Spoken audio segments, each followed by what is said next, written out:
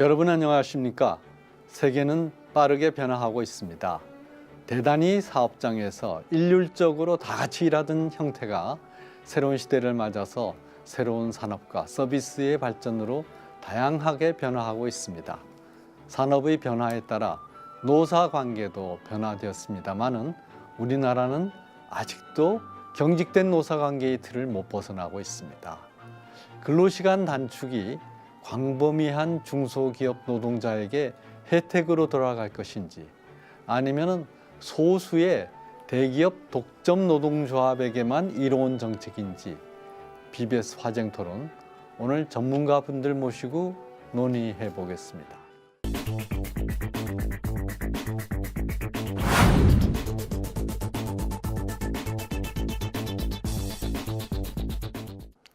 네, 오늘 근로시간 단축의 명암이라는 주제로 전문가분들 모셨습니다. 오늘 김태기 단국대 경제학과 교수님 나오셨습니다. 네, 안녕하세요. 안녕하십니까? 그리고 박영기 공인노무사회 회장님 나오셨습니다. 예, 반갑습니다. 안녕하십니까? 네, 먼저 근로시간 단축 배경부터 점검하고 토론을 이어가겠습니다. 전 세계적으로 근로시간 우리나라 참 길다고 나와 있는데 그게 실질적으로도 그런지 그래서 근로시간 감축에 대해서 다들 동의하고 계십니다만은 그 근로시간 감축이라는 것이 우리나라의 낮은 생산성으로 볼 때 과연 어떤 의미가 있는지 이번에 도대체 이 근로시간 감축하겠다는 그 법의 내용이 무엇인지 박영기 회장님 한번 설명해 주시면 좋겠습니다. 예, 이제 우리나라가 OECD 예. 최장 노동 국가 중에 하나라고 지금 통계가 나와 있고요.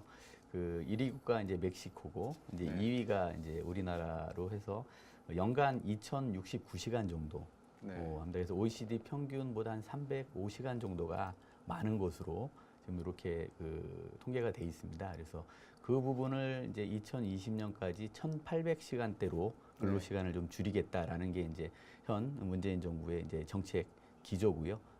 그런 이제 노동시간을 줄임으로써 어떤 일자리를 창출하는 그런 효과도 같이 이제 보겠다라는 그 내용입니다. 그래서 올해 초에 통과된 이제 근로기준법 개정안이 이 근로시간을 그 줄이는 내용을 핵심으로 하는 그런 내용이고요. 크게 이제 세 가지 정도로 해서 이제 근로시간을 좀 줄입니다. 첫 번째가 이제 보통 우리가 일주를 7일로 월요일부터 일요일로 이렇게 생각하시지만 노동법의 그 법정 노동 시간의 일주는 그 평일 5일을 그 법정 노동 시간의 한도로 이렇게 저희는 해석을 해왔습니다. 그래서 일주 40시간이 법정 노동 시간이고 여기에 이제 합의 연장 근로라고 그래서 근로자와 사용자가 합의하면 12시간이 근로할 수 있습니다. 그러면 일주 52시간인데요. 여기에 이제 토요일, 일요일 이 휴일을 8시간씩 근무하면은 16시간 되는데요. 그러면 총 그 68시간을 해도 우리나라에서는 이제 법적으로 허용되는 노동 시간이었던 겁니다. 이 규정을 일주는 7일이다. 5일이 아니라 그래서 휴일 16시간을 제외한 겁니다. 그래서 7일 동안 일주 52시간을 초과하지 못하도록 그게 이제 입법화 된 거고요. 일단 300인 이상하고 공공기관부터는 올 7월 1일부터 시행이 됩니다. 그리고 이제 두 번째가 이제 특례 업종이라고요. 근로시간하고 휴게시간의 이제 특례인데 이 특례 업종에 해당되면 그 근로시간을 무제한 이제 장기간 써도 법 위반이 아닙니다. 뭐 일주 40시간, 52시간, 68시간을 넘게 써도 법 위반이 아닌 그런 업종이 26개가 있었습니다. 이게 전체 그 사업체로 따지면 44% 정도가 해당되는 그 특례 업종이 있었는데 이 부분을 이제 5개로 그 운수업하고 보건업 크게 두 부류인데요. 육상, 수상, 항공, 그다음에 기타 항공 서비스업 이 운수업 4군데와 이제 보건업 요 5군데만 남기고 나머지를 다 특례 업종에서 제외하는 그 법을 이번에 통과시킨 겁니다. 그래서 이 시행도 올 7월 1일부터 시행이 됩니다. 그리고 또 마지막으로 또 중요한 건데요. 저희가 이제 빨간 날이라고 보는 뭐 설, 추석, 뭐 여러 국경일이나 뭐 어린이날도 있었는데요.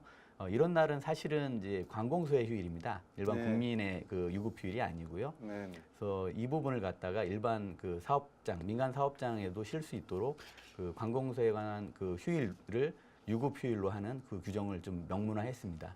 그 세 가지 측면으로 근로시간을 줄이고 특례업종도 줄이고 그다음에 그 관공서의 휴일을 공휴일을 일반 국민도 쉴 수 있도록 하는 그런 조치를 통해서 실질적으로 근로시간을 줄이겠다 이런 이제 정책을 반영한 그런 개정 그 근로기준법이 올해 통과된 근로기준법입니다. 어떻게 보면 우리의 근로기준법이라고 하는 거는 옛날에 이제 우리가 산업화 시절에 그 연장선에 서 있는 거예요. 예. 그러니까 어떻게 보면 지금 근로 시간이 너무 길기 때문에 줄여야 된다고 하는 그 공감대는 분명히 있는데 그러나 방법론은 너무 서툴었던 거죠. 네. 사실은 가장 이제 어떻게 본다면 그런 좀 여유롭게 일을 해야 될 분들에 대한 배려나 또 그런 업종에 대한 배려가 좀 없어가지고 아까 말씀하신 경쟁력을 말씀하셨는데 벌써 지금 당장에 지금 IT 업계 같은 경우는 뭐 정말 시간 싸움이거든요. 예. 예. 연구개발 시간 싸움인데 그걸 과연 어떻게 해야 되느냐 아주 망연자실한 이런 부분들이 있습니다. 그래서 사실 이번에 근로기준법 부분에 있어가지고 근로시간 줄여야 된다는 데서 누가 토론을 달겠습니까? 예. 그러나 어떤 방법으로 할 거냐에 대한 고민은 너무 없이 아까 일률적으로 말씀하셨는데 그냥 법으로 그냥 강행하는 거예요. 예. 글쎄 예, 말이죠. 사실은 거기에 뒷받침될 만한 여건은 전혀 안 만들어지고 있는 거거든요. 지금 벌써 우려가 나오는 거는 뭐냐라면 근로시간 단축했을 때 타격을 누가 받느냐. 그러니까 저녁이 있는 삶은 좋은데 저녁에 맛있게 먹을 찬거리가 없다. 소득이 떨어진다는 이야기죠. 그러니까 사실 이제 이런 부분들은 벌써 이 어떻게 보면 좀 저소득 근로자들 사이에서 이야기가 나오고 있는 거고. 그다음 이제 기업 경우에서 가지고 뭐 중소기업은 지금 아직도 멀었는데 왜 그러냐 그러는데 그게 아니에요. 이미 중소기업은 곧 닥칠 문제에 대해서 대비를 해가지고 벌써 여기에서 지금 인원을 각종 줄이고 뭐로 줄입니까? 다 무인기계로 바꿔버리는 거죠. 그럼 사람 안 쓰는 거예요. 그러니까 이런 문제들이 계속 특히 최저임금 문제랑 같이 맞물려 돌아가기 때문에 사실은 지금 근로시간 단축은 분명히 효과는 있을 텐데 그러나 이 반대 측면에 있어 가지고 근로자들의 소득의 문제란다든지 그다음 말씀하신 기업의 어떤 경쟁력의 문제란다든지 하는 이런 면에 있어 가지고는 굉장히 지금 문제점을 가지고 있다 이렇게 볼 수 예, 있습니다. 지금 김태희 교수 말씀하신 것처럼 실질적으로 이 상당히 뼈 아프게 이 최장 근로 시간 때문에 고통받고 있는 층들이 있습니다. 예를 들면은 이제 기업 측의 측면으로는 이 저임금 근로자 이른바 그분들을 채용하던 곳에서 고통받는 것이 아니라 전문직을 고용하던 이제 로펌이라든지 또는 회계사 사무소 네. 이런 데가 아주 굉장히 불규칙적으로 장시간 노동을 하고 또 그렇지 않은 때도 있고 이런 모양인데 이거를 일괄적으로 주 50시간, 20시간은 하지 마라. 네. 이러니까 거기서 이제 상당히 문제가 생기고요. 그리고 또 전문직이나 이런 데에 기사 있지 않습니까? 네. 차량 기사직은 지금 상당히 빠른 해고가 진행되고 있다 그럽니다. 그래서 뭐 우리나라가 그동안에 차량 기사 너무 과다하게 사용했다 이렇게 얘기하면은 할 말이 없지만 예. 그러나 뭐 독일 같은 선진국에도 보면 벌써 상당히 고위직에 가면 다 차량 기사들이 있던데 우리나라만 그런 것이 아닌데 너무 이런 데서 생각하지 않았던 실업이 생긴단 말이죠. 애초에 의도는 그분들이 52시간 이상 일하게 되면은 기사 둘을 쓰라는 게 의도 아니겠습니까? 근데 실제로는 아예 안 쓰는 쪽으로 가니까 거기서 생기는 부작용을 어떻게 하느냐 이런 거죠. 제가 작은 예를 들었습니다.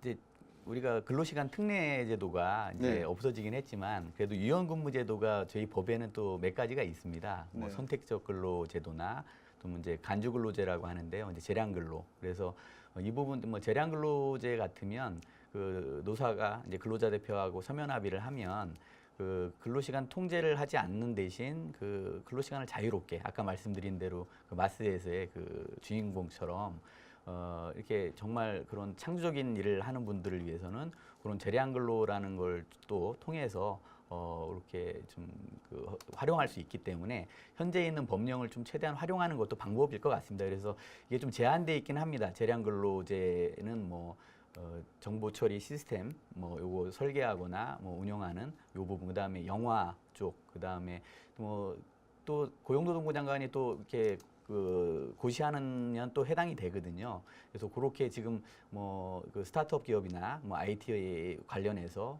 이게 근로시간이 너무 52시간이 한도가 문제가 좀 된다고 하면 그런 부분은 좀 운영해 나가면서 이게 저희 시행해 나가면서 좀 이렇게 유연근무제를 좀 활용하는 방안으로 좀 방안을 좀 모색할 필요도 있을 것 같습니다. 네. 예.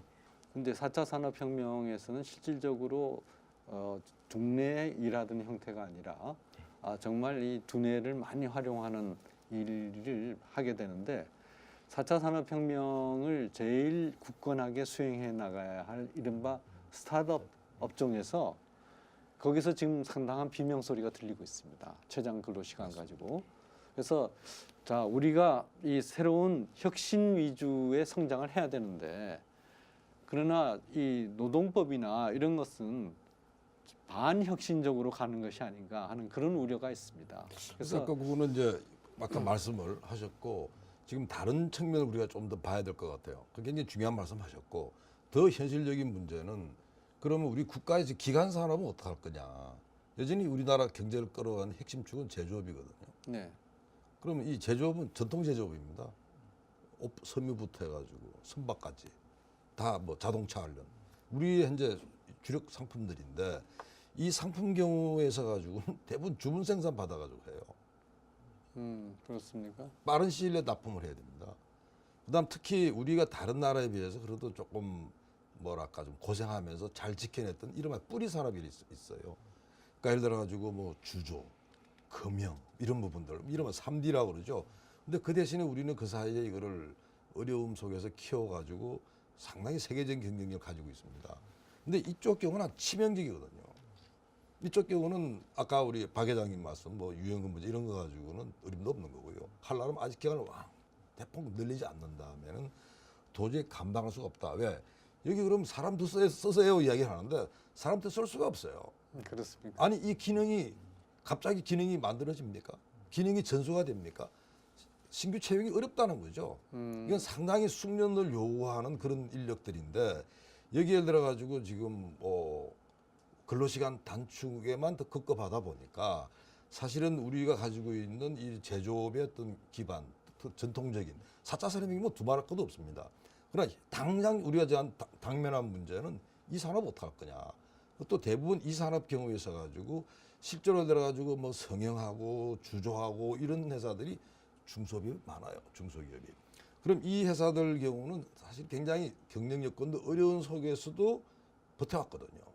그러니까 지금 이분들이 굉장히 좀 어마어마하게 지금 힘들어하는 이런 부분들이라서 사실은 요번에 제가 볼 때 근로기준법 하면서 굉장히 그랬던 게 뭐냐라면 그럼 이쪽 부분은 어떻게 할 거냐에 대한 대책이 어떻게 보면 지금 인력 양성하는데 시간이 많이 걸리고 그다음에 주문이 들어오게 되면 집중적으로 일을 해야 될 여기에 대한 대책은 가지고 있냐. 네. 그러니까 요번에 근로기준법 부분에서 가지고 뭐 고용노동부가 이렇게 다 하지만 현실적으로 그러면 산업자원부는 무슨 목소리를 냈는지에 대해서 굉장히 지금 의아하게 생각하는 거예요. 그다음에 아까 4차 산업혁명 이야기 했는데 과학기술부처는 무슨 소리를 했는지 사실 근로기준법은요 국민 모두한테 관련되는 이런 법입니다. 당연히 이 문제는 조금 더 종합적인 대책도 있었고 법을 이번에 개정하면서 동시에 거기에 대한 어떤 뒷받침이 필요하냐. 지금 정부가 달랑 내세워놓은 거는 그래 그러면 우리가 보조금 줄게 지원금 줄게 뭐 이런 정도거든요. 그래서 참 안타까운 어떻게 본다면 근로시간 단축을 해야 된다는 누가 토론을 하겠습니까? 그러나 근로시간 단축으로 인해 가지고 여러 가지의 부작용들이 눈에 보이는 게 너무 많다는 겁니다. 그래서 그런 부분들은 어떻게 보면 4차 산업혁명 말고도 현재 우리가 전통적인 제조업이나 우리의 어떤 이 장점인 이런 부분들에 대한 이야기도 좀 돼야 된다 생각합니다. 실질적으로 이 현장에서는 고용을 늘리기 위해서 했는데 아까 얘기했듯이 고용에서 이제 쫓겨나는 노동자들이 더 많이 생기고 저는 그 생각을 못 했었는데 이른바 암묵지를 가진 네. 숙련 노동자들 네. 그 암묵지를 가진 숙련 노동자들 그 사람이 아니면 할 수 없는 그런 노동자들이 우리나라 제조업의 서플라이 체인에 아주 기반을 이루고 있는데 그런 사람들은 과연 이 저 최장 시간 이렇게 잡아놓으면 어떻게 대체를 할 수 있을지 이게 항상 대체 가능한 노동이면 모르지만 그밖에 안 되는 경우는 그럼 어떻게 합니까? 그래서 일단 이제 그 이 쭉 노동 시간은 계속 줄어온 역사거든요. 그러니까 네. 근로 시간은 뭐 지금 근래에도 주 44시간에서 40시간으로 이렇게 줄어왔는데 아마 그때도 이런 비슷한 토론이 됐던 것 같아요. 그러니까 그렇게 되면서 발생하는 여러 중소 주 영세 기업의 어려운 문제, 뿌리 산업의 문제, 그런 이제 그 어려움은 이제 그게 어쨌든 상수로 두고 우리가 좀 개선해 나갈 방안을 찾아야 될 것 같습니다. 그래서 이번 이제 근로기준법도 사실은 시행이 뭐 7월 1일부터 전부 되는 건 아니고요. 이제 단계적 시행입니다. 그래서 299명까지 50인에서 299명까지는 2021년 1월부터 적용이 되고요. 그다음에 50인 미만, 그러니까 49인 미만 사업장은 2021년 7월 1일부터 이렇게 적용이 되거든요. 그래서 좀 아직은 300인 이상만 이제 7월 1일부터 적용되고 좀 시간이 좀 있다. 그래서 지금 우리 김태희 교수님께서 말씀하신 그런 우려 사항들을 이 기간 동안 어떻게 준비해서 문제점을 최소화할 것이냐. 이게 좀 관건일 것 같습니다. 아 그렇군요. 예. 네. 제가 하나 또 문제를 지지게 될 것 같은데요. 우리가 지금 법정 근로시간 한번 돌아보면요. 그래서 사실 근로시간이 긴 게 맞습니다. 근데 동시에 근로시간 단축 속도가 제일 빠른 나라 중에 하나예요. 굉장히 빠르게 내려오고 있습니다. 우리가 한 10년 전마다 2,500시간 가던 게 2,000시간 가까이 가고 있거든요. 그냥 빠르게 단축하고 있고, 그 다음에 우리가 근로시간을 옛날에 48시간제 했었습니다. 네. 거기다 44시간, 40시간제 왔거든요. 그거도 아마 한 20년 사이 이렇게 됐는데 이런 나라도 별로 없어요. 근데 문제는 뭐냐 한다면 주로 이때 이 대응을 했던 데가 중소기업의 좀 대기업들입니다. 대기업들이에요. 그러니까 중소기업 경우에 있어 가지고는 사실은 뭐 근로시간 아까 최장 근로시간 68시간 이런 게 있기 때문에 뭐 이게 별로 영향을 안 받고도 피해 나갈 수 있었는데 이건 최장 근로시간을 막아버리니까 이제 빼도 박도 못 하는 거예요. 자, 제가 지금 말씀드리려는 건 뭐냐 한다면 그럼 우리가 근로시간은 법정으로 막 줄여나갔을 때 어떤 일이 벌어졌느냐. 그때 똑같았어요. 정부가 잘한다 그랬어요. 참 비참한 거예요. 48시간 우리가 처음 했을 때요. 근로시간 주 48시간제 우리나라 대기업의 고용 비중이 얼마인지 아십니까? 한 40%나 돼요. 근로 일자리 10개 중에 4개는 다 대기업 일자리입니다. 아 그렇다면 우리나라는 자, 보세요. 대기업이 세계적으로 고용 비중이 높은 나라입니다. 아니요. 그게요. 왜냐면, 예. 지금 이제 독일 이제 말씀하셨던데요. 미국이나 예. 독일. 예. 그게 아까 4차 산업혁명을 하면서 기술이 이제 막 하면서 이게 어떻게 보면 막 규모의 경제가 더 네. 커지고요. 그러다 네. 보니까 심지어 독일도 중소기업 강국이라 그러는데 독일도 막 중소기업끼리 막 M&A를 하면서 다 대형화돼 버렸어요. 아 그렇습니까? 그렇습니다. 네. 그러니까 지금 제가 말씀드리려고 하는 건 뭐냐면 우리가 근로시간 단축을 하면서 대기업이 그러면 사람도 뽑아가지고 할 줄 알았는데 그게 아니고 대기업이 고용 비중이 과거에 40%였던 게 이제 10%로 줄었다는 거예요. 뭐로 다 대체해버린 줄 알았다면 우리나라가 전 세계에서 로봇 보급률이 제일 높습니다. 네. 다 이게 기계로 다 대체해버렸다는 이야기예요. 그다음 두 번째, 일본보다도 우리가 해외 진출 속도가 더 빨랐습니다. 그러니까 일본도 해외 진출 굉장히 많이 하고 공장 많이 졌는데 우리가 훨씬 빠르게 진행이 됐다는 거죠. 그래서 사실은 이 근로시간 단축을 해가지고 어떻게 보면 대기업에 남아있는 근로자들은 좀 나은지 모르지만 문제는 청년들이나 일자리 찾는 사람 입장에서는 그 좋은 일자리 어디로 갔어? 이런 문제가 발생하는 겁니다. 따라서 이번에 법정 근로시간 문제를 최장 근로시간 68에서 52로 하는 건 아주 획기적인 일인데 여기에 대해 가지고 정부가 분명히 책임 있는 태도를 보여야 된다. 그냥 단순하게 보조금 얼마 줘가지고 둥실 물어가는 문제가 아니고 아까 말씀하신 4차 산업혁명에 따라 가지고 우리가 연구개발이나 그다음에 IT나 이런 부분 말하는 거 아닙니까? 그다음에 우리가 전통적인 제조업의 우리 강점 부분을 어떻게 보존할 것인지 그다음에 실제로 가장 저 문제가 중소기업마저도 지금 조금 될 만한 중소기업은요 해 가버린대요. 더군다나 이 뭐 금융 이런 부분들이 만일 중국으로 가게 되면 사실은 어떻게 보면 우리 굉장히 힘듭니다. 왜? 우리가 중국에 수출을 많이 하는 게 그런 거거든요. 기계 중에서 특히 중국의 중간재로 작용하는 그렇죠. 기계를 많이 파는데 네. 이 기술이 몽땅 그냥 중국으로 가버리게 되면 이제 우리 중국가 사와야 돼요. 자, 따라서 이 근로시간 단축 문제에 있어 가지고 너무나 이 좁은 시각으로 이야기하지 말라는 겁니다. 좀 더 큰 시각으로 바라봐야 되고, 그다음에 근로자들의 삶이 어떻게 해야지 정말 근로자 삶이 개선되는지, 단순하게 근로시간 줄이면 근로자의 삶이 좋아지는지 그것도 아니란 말이죠. 그래서 조금 이 근로시간 문제에 있어 가지고 너무 우리가 좀 쉽게 생각한다. 그리고 지나치게 법으로 다 미는 거예요. 48시간, 44시간, 40시간 다 법으로 미뤄왔습니다. 이사장님 독일에서 공부하셨지만 독일의 근로시간 짧지만 그게 법으로 짧아진 겁니까? 아니죠. 노사 합의로 짧아진 거거든요. 어떻게 보면 생산성을 키워가지고 저절로 근로시간을 줄일 수 있도록 만드는 데 초점을 맞췄던 겁니다. 근데 우리는 그건 싹 무시하고 그게 뭐 법으로 하는 거예요. 어떻게 보면 이 국가, 정부가 어떤 막강한 정부가 돼버린 거죠. 사람들이 일할 시간도 정부가 다 정해버리고 거기에 맞춰가지고 모든 생활 패턴을 맞추라고 하는 건데, 제가 봤을 때는 지금 그 부분은 지금 어떻게 보면 우리가 감내하기에는, 특히 중소기업이 감내하기에는 너무나 고통스러운 지금 이런 변화라고 이렇게 말씀드립니다. 예, 독일에서 유명한 그 하르츠 개혁, 그것이 슈레더 총리의 아주 큰 업적인데요. 하르츠 개혁에서도 일괄적으로 정하던 노동법적인 규제를 업종과 근무 형태에 따라서 다양하게 적용하는 그렇습니다.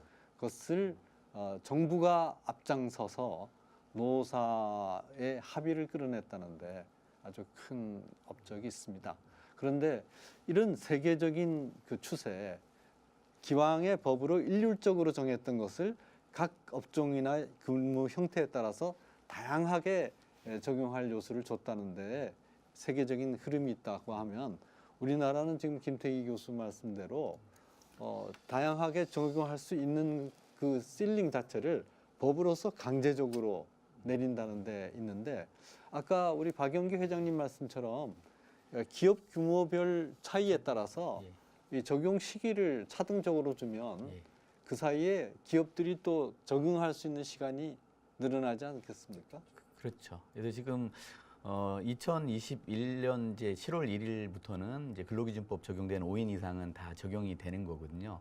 앞으로 한 3년 정도의 좀 기간이 있습니다. 그래서 그 주 44시간에서 이제 40시간으로 단축될 때도 저희 공인노무사에서도 그러니까 전체 그 사업장들 대상으로 그 교육하고 컨설팅하고 지원하는 그 사업을 좀 했습니다. 그래서 그 현장에서 이 변화에 좀 그 말씀하신 대로 그 현장의 어떤 그 특수한 상황들이 반영될 수 있도록 또 어째 법을 어길 수는 없기 때문에 법을 준수하면서 아까 말씀드린 유연근무제 등을 이제 그 컨설팅하면서 좀 그 안착화시킬 수 있는 이제 그런 방안들을 좀 하고 있습니다. 그래서 또 말씀하신 것처럼 이게 법보다는 그 노사의 합의나 노사정 간 대화를 통해서 그런 부분을 세부적인 것, 세밀한 것들을 조율해 나가는 게 좀 굉장히 더 중요하다고 봅니다. 그래서 국회에서 이렇게 법을 만들어서 이렇게 관철시키는 방안보다는 현재 뭐 노사정 대표자 회의도 새로 시작돼서 운영하고 있기 때문에 그런 논의를 통해서 아까 말씀드린 그런 문제들을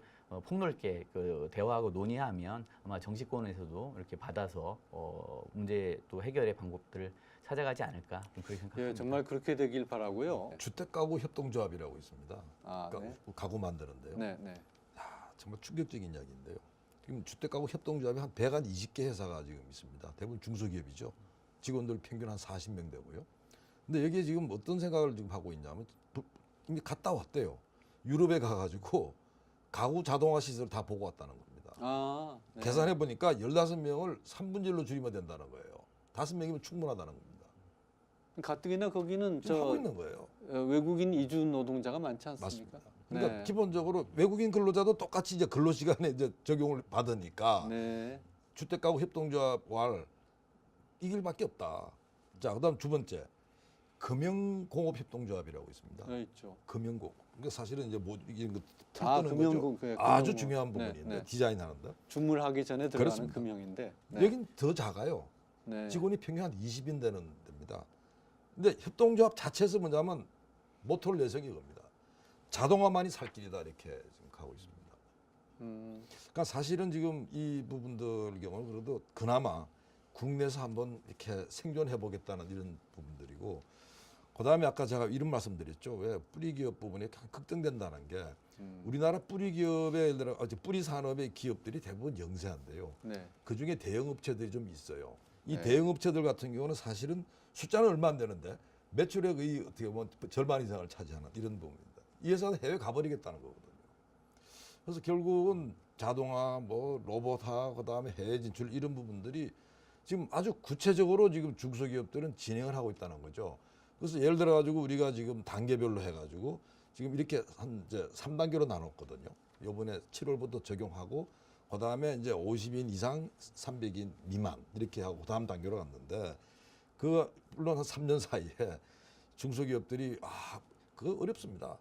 아마 중소기업은 아마 지금 이사장님 말씀하신 대로 그 사장님들 말 우리요? 그냥 자동화 기계 가져오면 되고요. 그다음 무인기계 갖다 놓고요. 이런 식으로 갈 가능성이 매우 높다.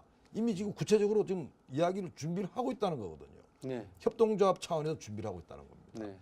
그래서 이런 현실을 이게 너무 지금 간과하면 사실은 근로시간 단축이 제가 볼 때는 뭐 일하는 사람들 경우가 조금 생활 여유가 있을지는 모르지만 자칫하게 되면 실업을 그냥 부추긴다.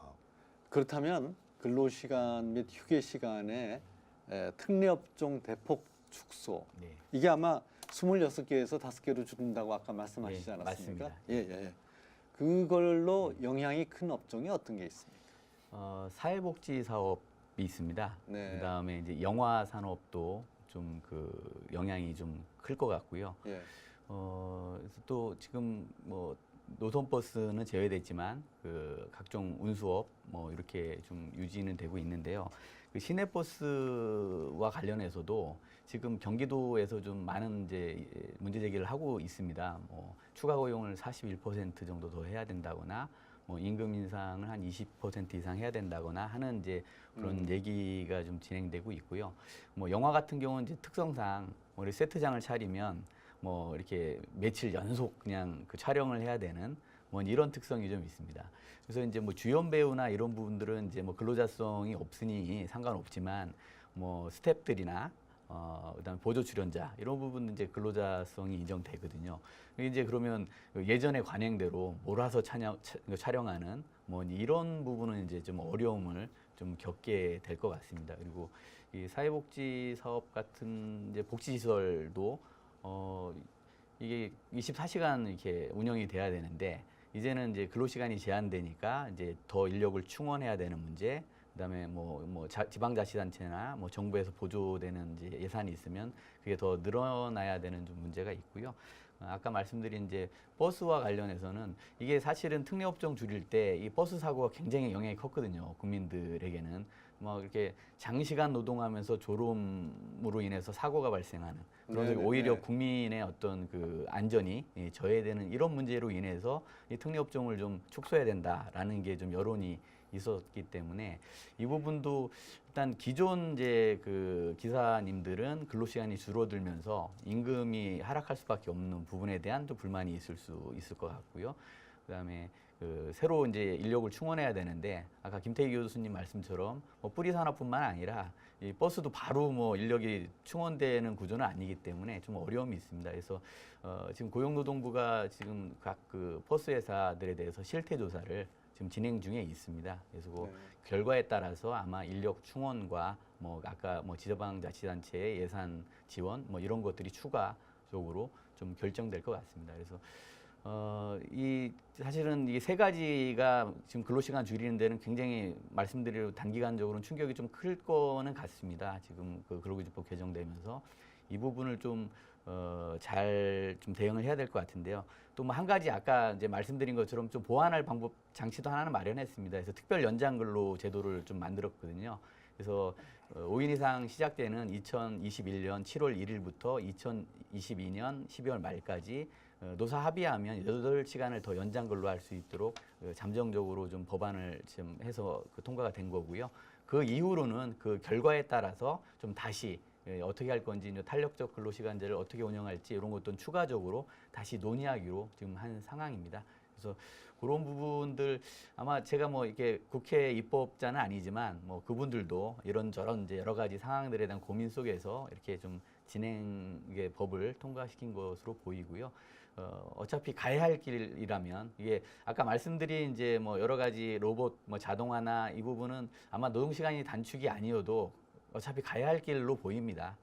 그러면 그 노동 시간 단축과 함께 가면 오히려 그 삶의 질도 제고되고 기업의 경쟁력도 좀 올릴 수 있는 방안 이런 좀 해안들을 좀 찾아 나가는 그런 이제 그 자세가 좀 중요할 것 같아요. 그래서 아까 말씀드린 노사정이 좀 허심탄회하게 이런 문제에 대해서 해결책에 대해서 좀 고민하고 논의하는 그런 부분이 굉장히 중요하지 않을까 좀 그렇게 생각합니다. 예, 지금 박영기 회장님 말씀처럼 이런 거를 결정할 때 우리 김태기 교수님 말씀처럼 독일 같은 경우는 노사정이 모여가지고 총리의 주도 아래 장기간 몇 년에 걸쳐서 논의해가지고 하르츠 개혁이라는 걸 만들었는데, 근데 우리나라는 이 노동부에서 단기간에 그야말로 적폐청산하듯이 이 노동 문제를 다루는데 사실은 노동 문제가 경제 문제거든요.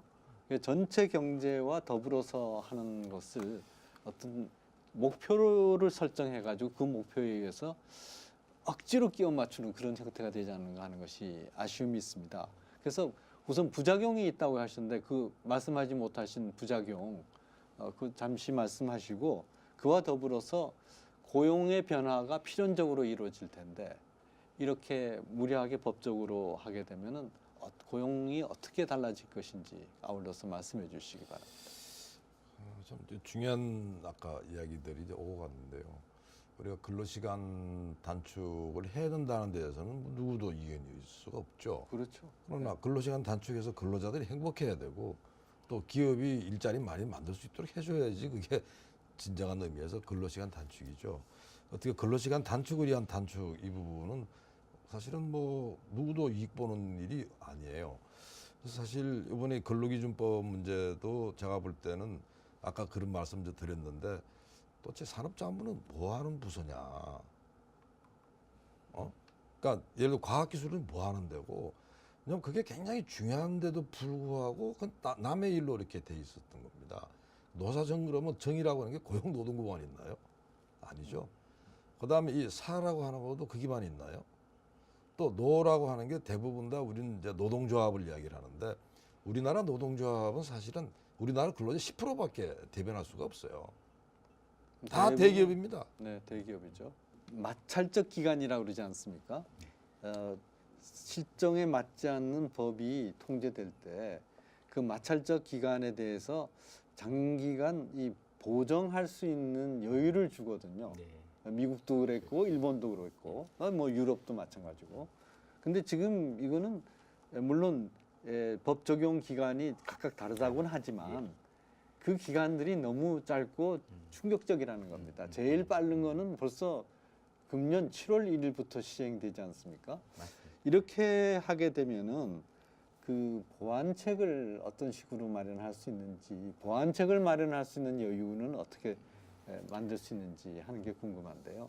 그래서 지금 그 법에도 일부 보완책이 있지만 그게 아마 이게 완벽하게 보완할 수는 없을 겁니다. 네, 그리고 네. 제가 보기에도 지금 이제 시작됐기 때문에 오늘 이제 토론처럼 그런 각각의 그 산업에서 발생할 수 있는 문제 이런 것들을 이제 끄집어내서 해결 방안을 이제 찾아 나가는 그 이제 방향이라고 봐요. 그래서 이게 법이 통과된 게 이제 얼마 안 됐습니다. 그리고 시행도 이제 7월 1일부터고 최종 2022년까지 쭉 그 긴 호흡으로 가야 되고 아마 이제 저희가 정권이 대통령 선거 5년이잖아요, 임기가. 그렇기 때문에 아마 그 어떤 개혁 과제를 할 때는 불가능한 것 같아요. 한 뭐 3년 정도를 잡고 하지 않으면 뭐 그 4년 차 레임덕되고 하면 정책 실종되고 못하기 때문에 아마 이제 그 기간을 이렇게 잡은 것으로 좀 보이고요. 어쨌든 지금 김태기 교수님 말씀 부분에 상당히 저도 동의를 합니다. 아까 그 대표성 부분도 뭐 10% 조직 율밖에 안 되는 그 양대 노총이 모든 그 논의 구조를 독점한다고 하면 또 더구나 이전 노사정 대화는 절반이었습니다. 거기도 민주노총 빠지고 한국노총만 이게 참여했기 때문에 이제 그런 구조를 이제 그 아까 말씀드린 많은 그 전 그 계층이 좀 참여하는 그런 의견을 듣는 그런 새로운 또 그 노사정 지금도 그 뭐 노사정 대표자 회의지 노사정 뭐 위원회 회의는 아니거든요. 그래서 좀 그런 그 국민의 의견이 뭐 기업이나 노동자들의 의견이 수렴될 수 있는 새로운 구조가 좀 같이 이 논의를 통해서 만들어지는 것이 좀 중요하겠다는 생각이 들고요. 이 지금 이렇게 논의가 시작됐을 때 한국 사회가 한 단계 이렇게 질적으로 바뀌지 않으면 좀 미래를 또 장담할 미래를 어떻게 내다볼 수 없기 때문에 이번 기회로 머리를 좀 맞대고 문제 해결하는 그런 그 좋은 계기가 됐으면 하는 그런 생각입니다. 네. 그 최저임금하고도 이제 이번 최장 근로시간 노동하고도 이 상관관계가 있는데요. 제가 지난번에 겨울에 좀 추울 때 핫팩 하나를 사기 위해서 작은 편의점에 들어갔습니다. 거기 편의점에서 일하는 분이 작은 핫팩인데 그거를 보통 사람들이 안 찾으니까 있다고 그러면서 재고가 쌓여 있는 데를 막 창고를 뒤져가지고 저 구석에 있는 거를 불과 1,000원밖에 안 하는데 그 1,000원짜리 물건 하나를 팔기 위해서 거의 한 10분 동안 뒤져가지고 내주더라고요. 그래서 이분은 이 저 상점의 주인이겠다 싶어서 주인 되십니까? 그랬더니 그렇대요. 그래서 이 늦은 시간에 어떻게 혼자 이렇게 근무하십니까? 하루에 얼마나 근무합니까? 그랬더니 이른바 알바생, 비정규직이죠. 최저임금 때문에 내보내고 부부가 거의 일을 한다고 그러더라고요. 그래서 이거는 저 비정규직으로 일하던 알바생한테도 피해고 또 그 부부도 밤잠을 줄여가면서 이렇게 직접 일해야 되는 그런 문제가 있구나. 물론 자기 상점이기 때문에 그렇게 정성스럽게 그 핫팩을 구해준 소비자 입장에서는 참 고마운 일이지만 그러나 그걸 보는 것이 이게 참 우리나라 전체 산업과 생활을 생각하면 이게 보통 일이 아닌데 이번에도 아까 중소기업 말씀하셨지만은 비정규직한테도 문제가 있는 거 아닙니까? 정규직도 제대로 못 무슨 붙게 소리 되면. 해볼까요? 네. 편의점 사장님들로서 그런다는 거 아니에요. 내가 아르바이트 하는 직원보다도 못하다고 네. 소득이 예. 사실 편의점에 가지고 큰 벌이가 안 되거든요. 그렇죠. 그냥 뭐 일을 해야 되니까 예를 들어 퇴직금을 틀어놓는다 이렇게 지금 운영하고 있는 거예요. 사실 참 마음이 찡하죠. 네. 그다음에 편의점에 일하는 근로자들 이야기 들어보면 그냥 뭐 사장님이 다 한다 그러고 자꾸 가라 그러고 시간이 줄어요. 그럼 네. 놀라운 이야기 하나 드려볼까요? 우린 지금 근로시간 1시간 단위로 해가지고 시급이 얼마나 이야기를 하잖아요. 그럼 가게는 실제로 임금 계산 어떻게 할까요? 인건비 계산. 분 단위로 합니다. 그렇습니까? 그러니까 몇 시에 왔으면 예를 들어가지고 9시부터 10시 이거 아니고요. 네. 9시 10분부터 해가지고 10시 10분, 10시 15분 이렇게 해가지고 분 단위로 계산합니다. 네. 왜? 그때는 기본적으로 인건비가 비중이 이제 큰 거거든요.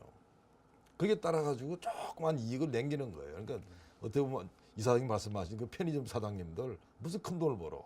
그렇죠. 조금 버는 건데. 네. 그럼 당연히 거기에서 인건비 부분이 있어가지고 이게 그러니까 우리 정부에서 지금 생각하는 거는 뭐냐면 마치 무슨 대기업에 지금 하는 거라 그렇잖아요. 사실은 이 영세 중소기업 가면요 사장님이 근로자보다 더 살기 어려운 데가 많아. 그리고 그분들 경우에서 가지고 굉장히 팍팍하게 살아요.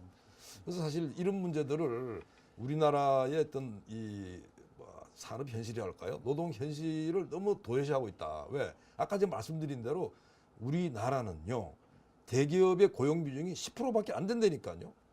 90%가 다 중소기업입니다. 그 중소기업 중에서도 30인 이하의 영세기업이 한 절반 가까이 되는 겁니다. 따라서 이 근로기준법을 다 전면 적용한다고 했을 때 가장 큰 문제는 뭐냐 그런다면 누구를 기준으로 할 거냐.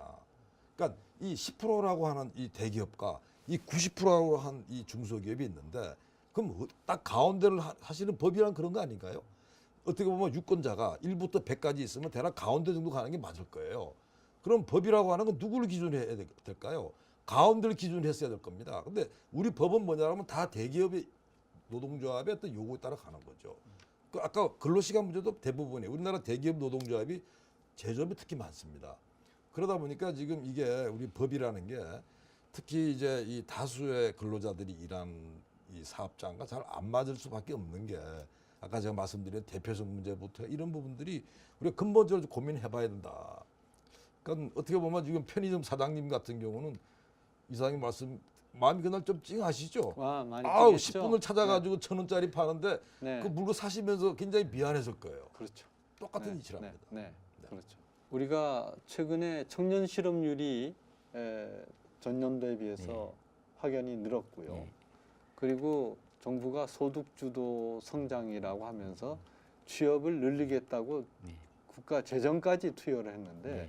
오히려 실질적으로 일자리는 더 줄었다는 것이 네. 통계로 나와 있는데 네. 정부에서 그거를 네. 별 변화가 없다라고 파악한다면 네. 현실과 정책이 이 어느 정도의 그 괴리 상황을 보이는 것은 아닌가. 제가 좀 말씀드릴게요. 네. 네. 한국노동연구원 상황이니까요. 네. 네, 제가 사실 한국노동연구원 설립 멤버입니다. 그러시죠. 네. 그러니까 한국노동연구원의 박사들에 따라서 연구 결과가 달라요. 그러니까 지금 노동연구원에서 뭐 어떤 박사의 이제 글을 가지고 한지 모르겠는데 사실은 다른 나라도 비슷해요. 최저임금 해가지고 고용이 줄었다는 연구도 있고 아닌 경우도 있습니다. 근데 우리가 사실은 통계는 이야기를 딱 정확히 말하거든요. 이사장님 말씀하신 대로 실업률 올라갔잖아요. 그다음 명확하게 최저임금에 가장 많이 걸리는 도소매 이런 쪽에 도소매 서비스업이 제일 많이 걸렸는데 그게 제일 많이 줄었습니다. 네. 예. 네. 그 무슨 이유겠어요? 그러니까 그게 무슨 뭐 사드가 어떻고 사드 보복이 있다는 소리 하는데 사드 보복이 뭔 그렇게 관련이 있어요? 그건 사실은 뭐 제주도든지 이렇게 일부 관광 이쪽 부분들이지 그렇지 않거든요. 그래서 사실 이제 정부가 이 문제에 대해서 인정할 거 인정해야 되는데 자꾸 딴지를 건다. 왜? 최저임금이 말이죠. 지금 16%면요. 우리가 이때까지 8%씩 계속 올라왔어요. 지난 10년간. 네. 그 지난 10년간에 최저임금 10% 올라오면서 그것도 물가의 3배가 올랐던 겁니다. 굉장히 빨리 올랐어요. 근데 뭐라 그러냐면 과거에는 최저임금 하나도 안 올리고 우리 정부는 최저임금 올려요. 이런 식으로 이야기를 하거든요. 그러면 안 되죠. 그러니까 그래서 16%에 대해서 굉장히 지금 아주 무감하고 아주 좀 둔감해 있는데 그 16%라고 하는 너무나 가파른 속도는요. 사실은 중소기업이든 근로자든 굉장히 힘들게 한다 이거. 그러니까 어떻게 보면 최저임금 부분에서는 속도 조절을 해가지고 적어도 이 기업이 좀 체질을 강화해서 그걸 감내할 수 있도록 만들 정도가 돼야 된다는 거죠. 그거 없이 그냥 이 최저임금 16% 올려놓고 일자리 안정자금 줄 테니까 그거 받아가 쓰세요. 말 됩니까? 네. 일자리 안정자금 몇 년 줄 겁니까? 그러니까 그런 부분들이 어떻게 본다라면 이 정부가 국민들을 사실 기만하는 같다. 네. 가능하지도 않은 일을 왜 가능한 것처럼 이야기하냐는 거죠. 예. 어떻게 해서 끝없이 우리가 일자리 안정자금을 줄 수 있습니까? 네, 거기까지 네. 예, 우리 김태기 교수님 말씀 듣고 예. 우리 박영기 예. 회장님 이런 그 비판이 있는데 네. 그러나 그럼에도 불구하고 현재 개선할 수 있는 방법들이 있지 않을까 싶은데요. 일단 이게 이제 그 대선 때 공약 사항이었잖아요. 이거 제가 네. 보기에는 대선 후보 다 공약 1만 원은 했습니다. 그래서 1만 원 가려면은 이제 그런 인상률이 아니면 이제 그게 진짜 빌공짜 공약이 되니까 아마 그 이제 실천의 측면에서 이렇게 첫해 이렇게 했던 것 같고요. 올해도 또 6월 말까지 또 올해 최저임금을 결정해야 됩니다. 근데 평균 7.4%씩 올라왔어요. 작년에 16.4% 오르는 거고. 네. 그러면 이제 그 차액인 9%를 어쨌든 예년보다 많이 올랐으니 그 일자리 안정자금 사업으로 30인 미만 사업주에게 하여튼 임금이 190만 원 미만인 근로자 1인당 13만 원씩 주기로 이렇게 한 건데요. 그러니까 제가 보기에는 이제 그 정책이 성공하려면 다양한 이제 여러 가지 노력들이 있어야 될 것 같습니다. 그러니까 근데 그러한 이제 방향이 맞다면 그런 방향을 가기 위한 아까 이제 뭐 시간을 좀 더 여유를 갖는다든지 좀 더 동의를 끌어내는 방식을 취한다든지 하는 이제 다양한 이제 그 노력을 좀 기울여야 되는 건 당연할 거고요. 그렇지만 어찌 보면 이제 이 구독이 무서워서 장 못 담근다라는 우리나라 속담이 있잖아요. 네. 그런 이제 발생할 수 있는 문제 때문에 가야 할 길을 가지 않는다. 그것도 좀 어찌 보면 또 무책임한 태도일 수 있을 것 같습니다. 그래서 정말로 제가 보기에는 뭐 조급하게 아주 성급하게 그렇게 가서는 이제 안 될 것이고요. 좀 정말로 면밀히 정책을 검토하고 그 시행의 문제점에 대해서 그런 시행착오를 최소화할 수 있는 방안들로 정부가 고민하고 뭐 우리 시민이나 국민들도 같이 고민해 가면서 해결해 나가야 된다. 저는 그렇게 보고요. 어쨌든 지금 기간이 이 정부가 5년이라는 그 기간 안에 어떤 성과를 내야 할 수밖에 없는 그 운명일 것 같습니다. 네. 그렇다 그러면 이제 지금 그 타임 스케줄 안에서 최대한 이제 문제점들을 최소화할 수 있는 방안들을 좀 슬그럽게 찾아갈 필요가 있을 것 같고요. 저희 이제 공인노무사가 사실은 그런 면에서는 산업 현장에서 가장 가깝게 기업과 근로자의 그런 어려움들을 해결하기 위해 이제 만들어진 그 자격사거든요. 네. 그 역할을 정말 충실히 하겠다는 말씀도 제가 네. 좀 말씀을 좀 드리겠습니다. 예, 감사합니다. 그러면 오늘 최장 근로시간제에 대해서 두 분 전문가 김태기 교수님 그리고 박영기 한국노무사회 회장님 모시고 말씀 잘 들었습니다. 아무쪼록 이번에 이 문제를 잘 해결할 수 있도록 지혜를 모아야겠습니다. 지금까지 애써주신 두 분 감사드립니다. 수고하셨습니다. 고맙습니다.